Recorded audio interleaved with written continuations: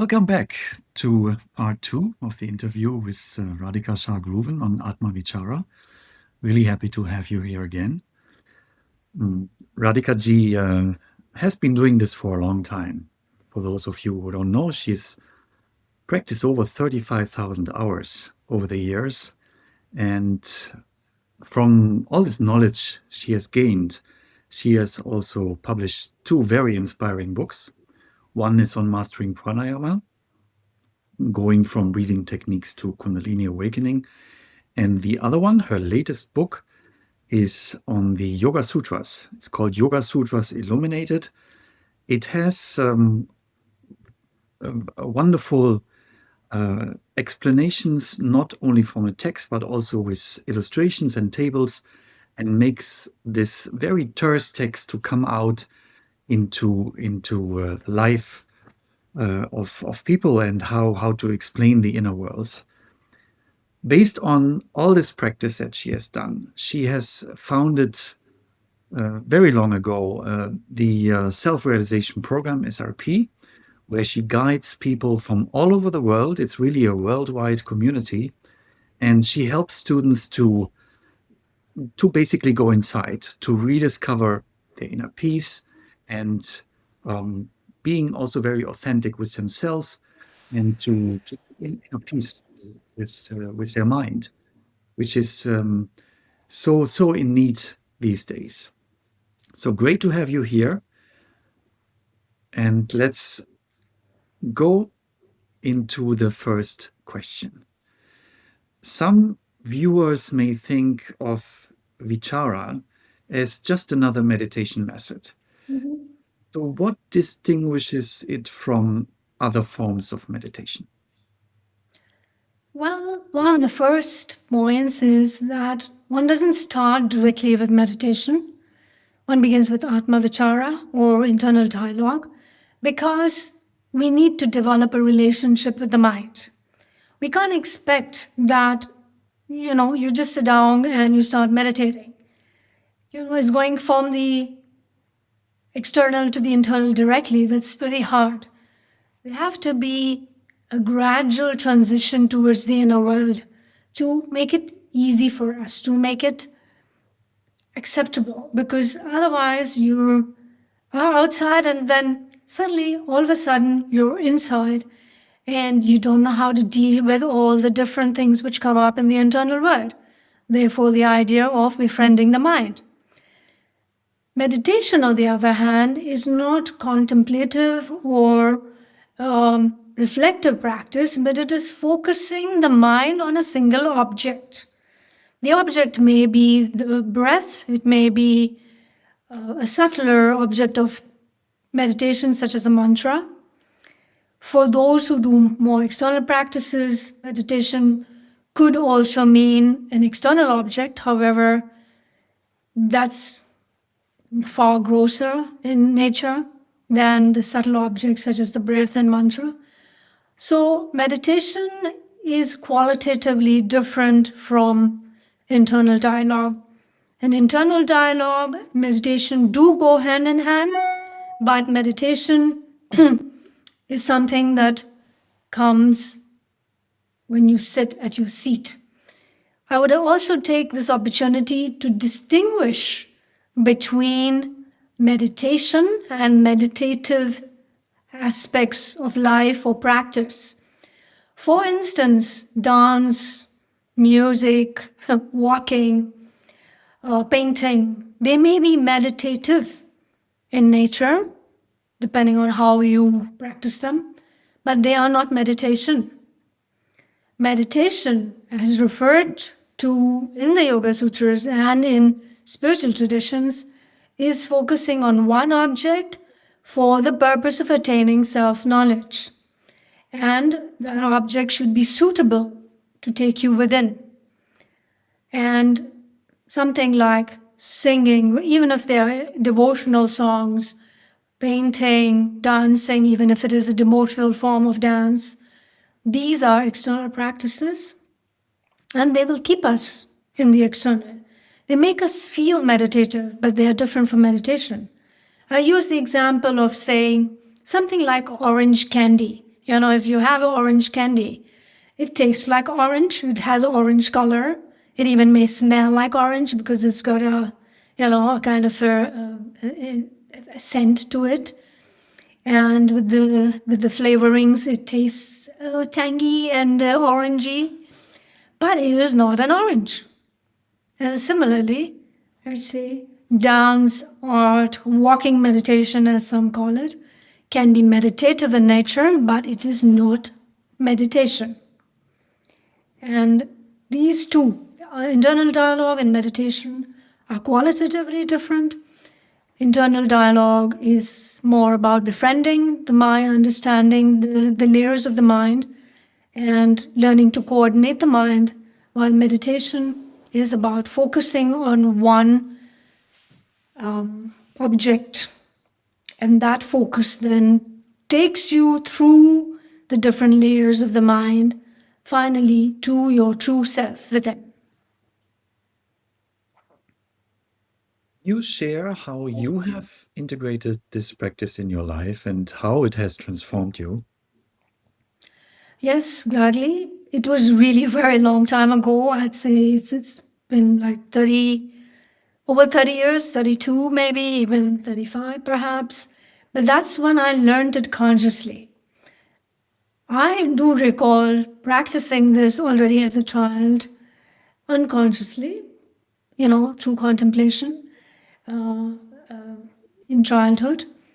And this could be a wonderful way for children to pick up this practice if they are allowed to continue to do this and encouraged to do it.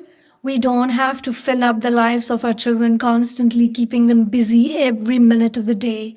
We don't have to entertain them. We don't have to take them from one class to another, one course to another. It's okay when the children are sometimes they are a little bit bored, because through that boredom they have time to contemplate. To be a little bit on their own is not harmful, and they're not going to start getting lonely. They will learn to develop a friendship with their own minds. And that's how it was for me. Later, much later, I learned this consciously. And I must say, Joe, I just fell in love with it the moment I learned it. The very first day, the very first moment, I thought, wow, this is what has been missing in my life. This is what I've been looking for. Having learned all the other practices, the other aspects of yoga, the Eightfold Path, which includes asanas, which include breathing, which includes simple meditation, focusing on an internal object, something was missing. And that something was internal dialogue. It was what put everything together. It brought everything together. It coordinated all these different techniques and made everything make more sense.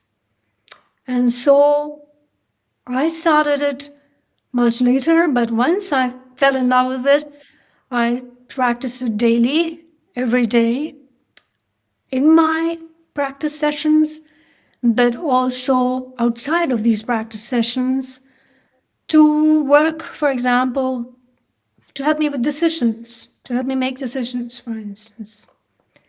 And it's now so much a daily part of my life that I'm just, breathing and eating internal dialogue. And walking in Brahman means having these dialogues with the universe around us. So when that happens, it is really a very profound transformation. That's very inspiring.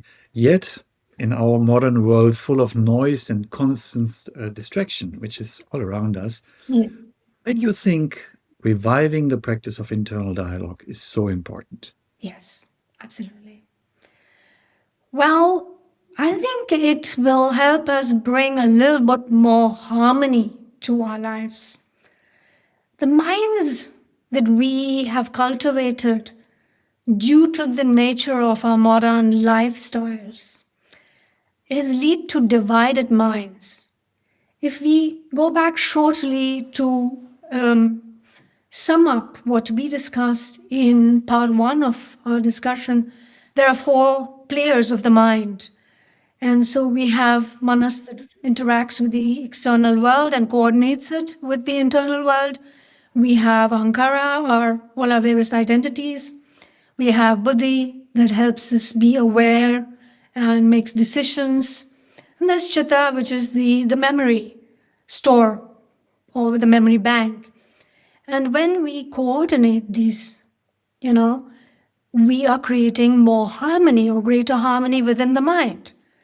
But if we do not understand these 4 players, we do not coordinate them, they don't work as a team, but they're working against each other. There is disharmony, there is stress. This, in fact, is the yogic definition of stress. Disharmony within the different aspects of the mind. And when we can coordinate these all to move in the same direction, we have a goal. And for instance, you're a student and the goal is to study for a certain exam and to appear for these and be successful in those, then we need all our 4 aspects of the mind to be on track, to be working together on the same track. And when that happens, we have greater harmony.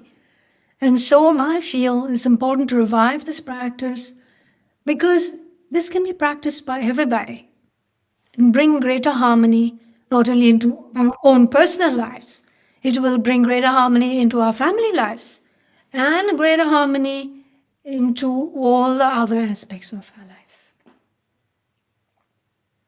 So, how can Vichara then help us make difficult life choices, like choosing a career path or navigating relationship? Can we use internal dialogue for that also? Absolutely. It can be used for all decision-making processes. However, I would advise those who start practicing to begin with very small, unimportant, superficial things so that they can practice it initially before they start using it for bigger decisions. In our previous session, we talked about experimenting with a few questions, simple questions.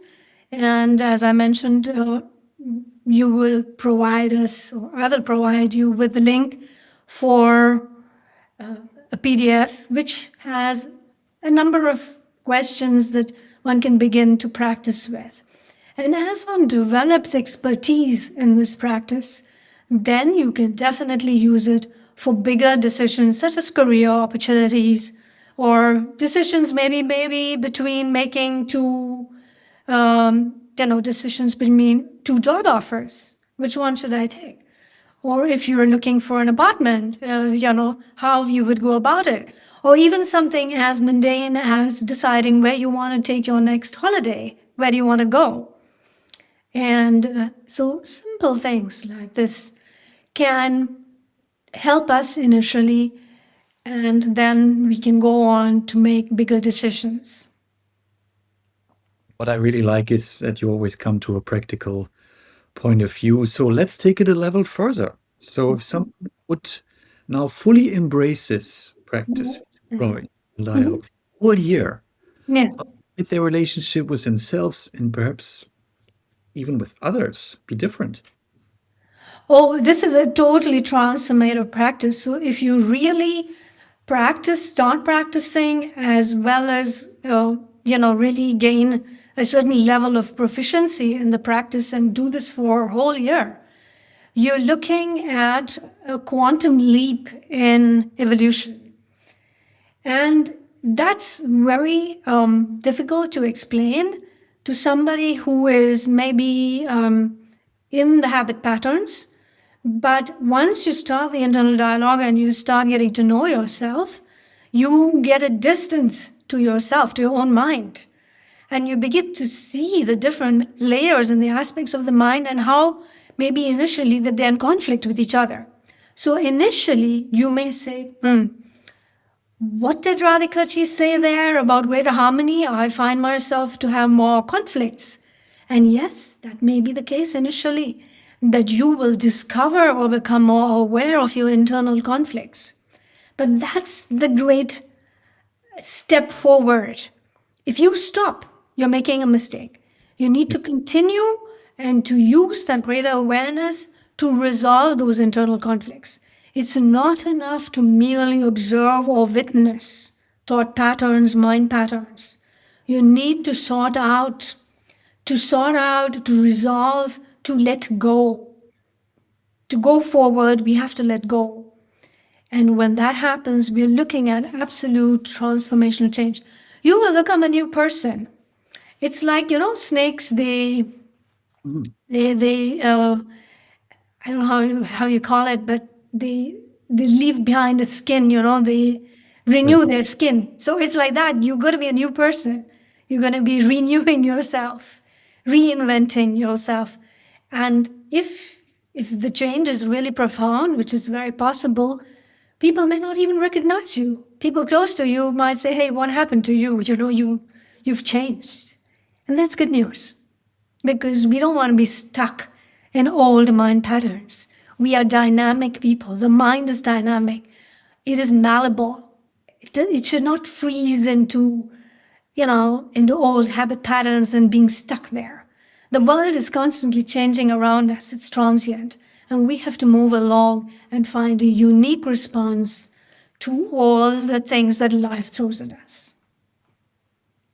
That's really inspiring. And if you allow me, I will even take it one step further. And I would be interested in your point of view. So just imagine a future where internal dialogue is taught in every school. What kind of society would emerge from that? Wow. Wow, that would be amazing. That would be really amazing. Well, that would mean not only are we in harmony internally or within a family system, but this harmony within society will help us to deal with all things with a state of awareness that has never been seen before, except perhaps in really those ancient societies which were more tribal based and indigenous, which really had very deep spiritual roots. And you will see a profound change already in health, in just physical health, just mental health. There is going to be profound change. To be very honest, Joe, I'm almost scared to paint a picture of what would happen because it is so beautiful. I can only say this would be heaven on earth. This would be really heaven on earth.